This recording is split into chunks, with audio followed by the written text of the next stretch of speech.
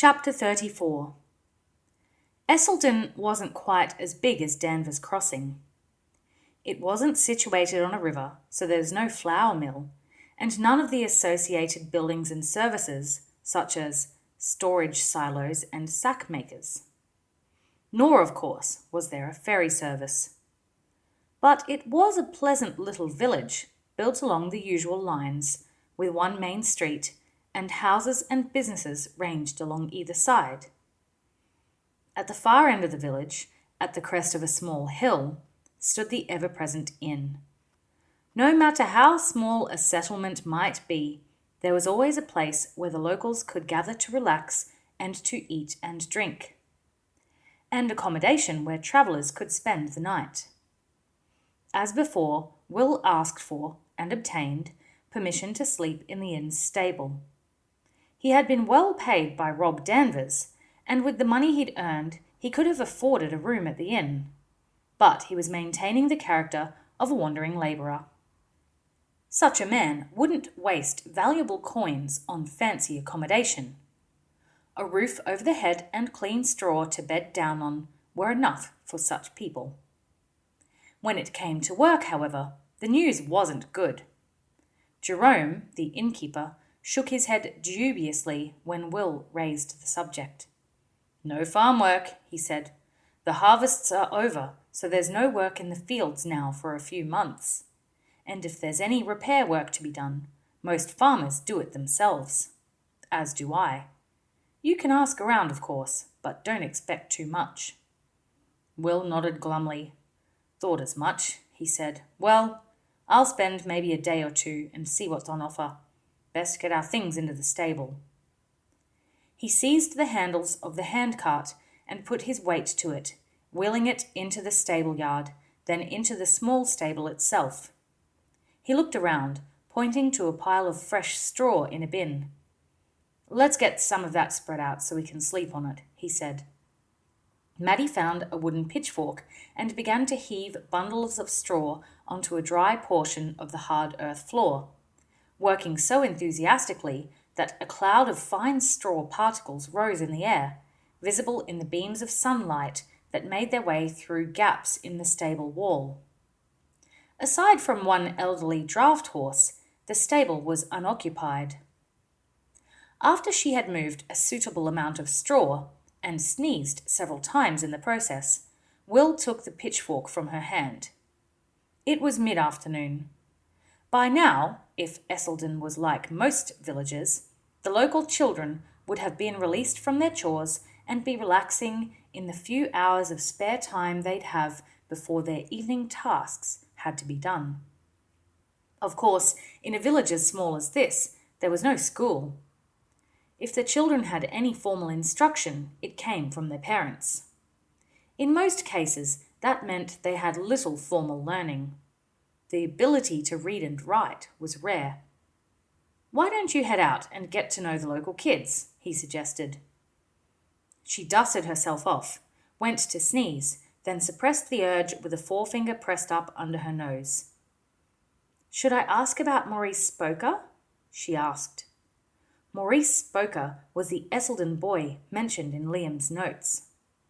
Will considered this for a few seconds, then shook his head. "Not right away. You can always do that tomorrow. Use the same story, that I'd heard about his disappearance in the tavern and warned you to be careful. For the moment, see if there's been any sign of a storyteller here in Esselden." He frowned. There obviously had been a spinner in Danvers Crossing. The children had mentioned him after all. And, as Maddie told it, he seemed to make them nervous. It was odd that Danvers knew nothing about him. Then a thought struck him. He had asked if there was a spinner living in Danvers Crossing. Perhaps the storyman was an itinerant. Maybe that was what Rob Danvers had been about to say when he had been interrupted. "In the meantime, I'll do the rounds of the houses in the village, seeing if there's any work to be had." He paused, looking at his bandaged left hand, which he had gouged painfully when a chisel slipped the day before. With any luck, there won't be any. Maddie nodded and headed out the stable door. She assumed that there would be a place where the local children gathered, the common or the village green perhaps. She found that the latter was the favoured place. It was an open grassy space set in the middle of the village, where any resident could graze cows or sheep or run hens or ducks. There was a pond in the middle that was used for watering the animals. As she approached, she could see 6 young people on the grass. One of them stood up as she came nearer, drew back his arm, and threw a rock into the pond. Maddie watched as it splashed into the water. There was a small wooden raft drifting on the pond's surface. It was obviously the target he had aimed at. The others jeered or cheered as his throw missed by a metre. He grinned and sat down.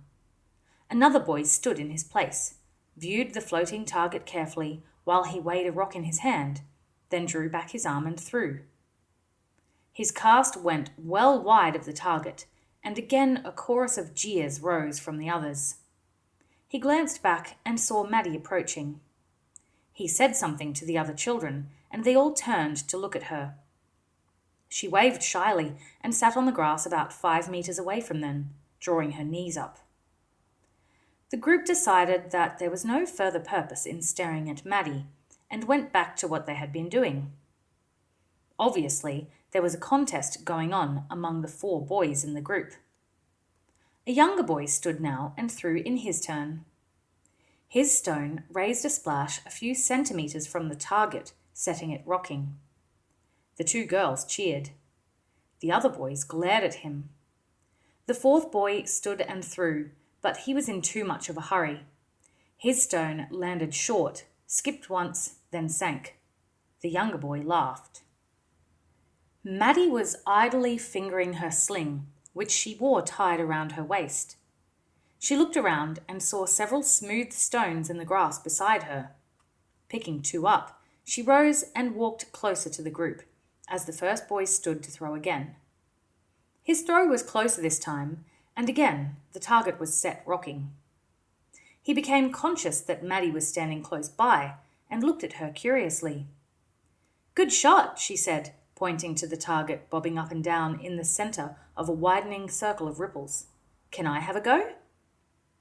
"Girls can't throw," he said. He didn't say it in a scornful or derogatory way. It was a simple statement of fact as he saw it.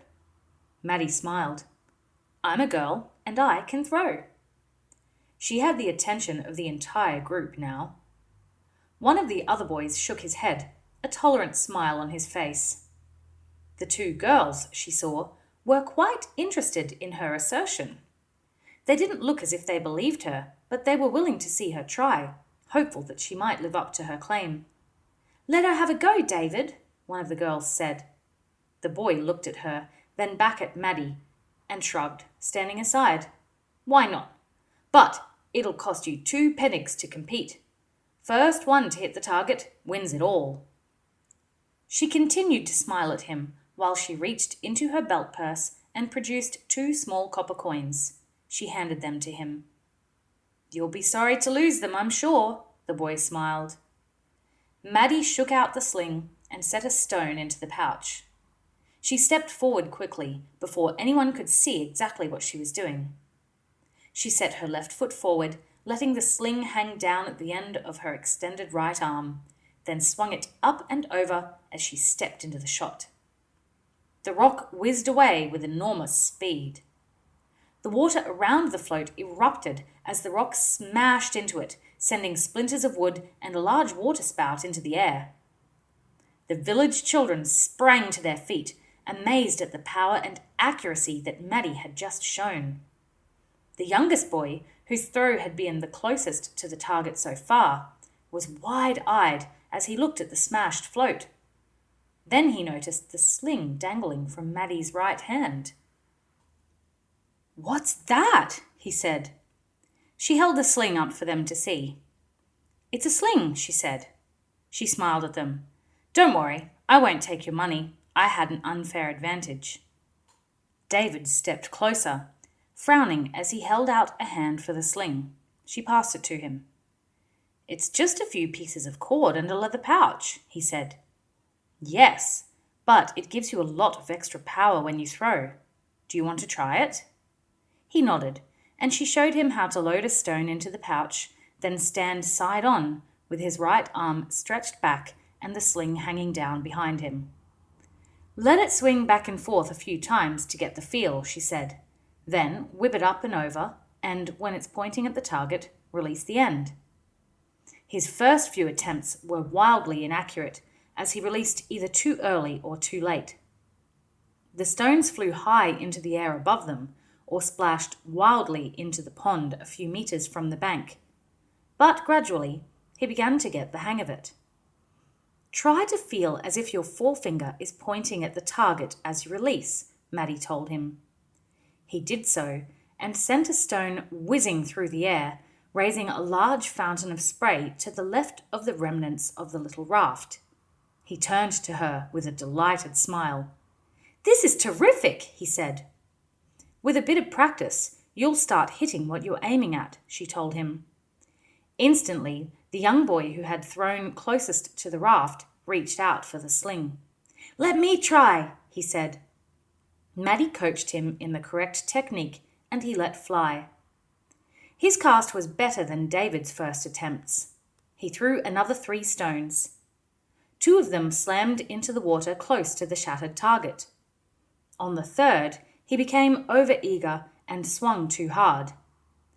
As a result, he released late, and the stone thudded into the ground, short of the edge of the pond. Maddie looked at the girls. "Do you want to try it?" They looked at each other hesitantly. "Can girls do that?" one asked. David jerked his thumb at Maddie. "Well, she's a girl and she can do it all right." He grinned. So the 2 girls, Eve and Jocelyn, took their turn with the sling. Eve quickly grasped the principles and was soon hurling stones with considerable power and accuracy. Jocelyn wasn't as quick to pick it up, but she managed several reasonable throws. All of the children were fascinated by the simplicity of the weapon and the power they could achieve when they cast. "We could hunt with this," David said, admiring the sling before handing it back to Maddie. She nodded. "Yes, you can easily take rabbits and birds with a sling." She looked around at them. "I'll tell you what, let's meet again tomorrow and I'll show you how to make one. Just bring some leather thongs and a scrap of leather for the pouch." There was a general chorus of excitement and agreement. Maddie put the sling away and they sat on the grass in a companionable group. "That's it," she thought. "They've accepted me."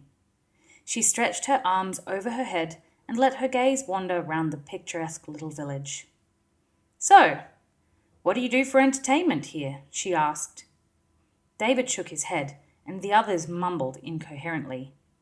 Obviously, life in Esselden wasn't overly exciting. "Nothing much," he said. "Nothing happens here." "Oh, that's a shame. So you don't have a story man or anything like that?" she said casually. In spite of her apparent nonchalance, she was watching them closely, and she saw the startled reaction that galvanized the group. They looked at one another, then at her. There was a sudden start of fear in their eyes. "What do you mean, a story man?" Jocelyn asked. David shot a glance at her, too late to stop her asking. Maddie shrugged. "You know, a spinner. Someone who tells ghost stories at night round the fire." There was a long silence. The discomfort among the other children was almost palpable. She continued, maintaining her innocent air. "We just came from Danvers Crossing. The kids there said a travelling storyteller came through some weeks ago. Told really good scary stories, they said." She pretended to take keen interest in the lacing of her shoe. Again, there was an awkward pause. Then Eve said, in somewhat stilted tones, "We don't have anything like that here." Maddie shrugged. Her manner said it was of no great importance. "Oh, well, that's a pity, but never mind." She looked up, gauging the level of the sun over the trees in the west. "I'd better be going. I'll see you tomorrow. Don't forget to bring the thongs and leather, and we'll make some slings." Now that she had changed the subject and seemed to have lost interest in the concept of a storyteller, the mood lightened, and the group enthusiastically agreed to meet again the next day for sling-making lessons. Maddie rose and dusted some loose grass off her dress. She wound the sling around her waist and fastened it there, then waggled her fingers in farewell. "See you tomorrow then, same time?" There was a general chorus of farewell, and she turned away, striding across the thick grass towards the inn and the stable where she and Will were staying. As she went, she muttered softly to herself, "That storyteller was here all right. I'd bet my life on it." At the time, she had no idea that she might be doing exactly that.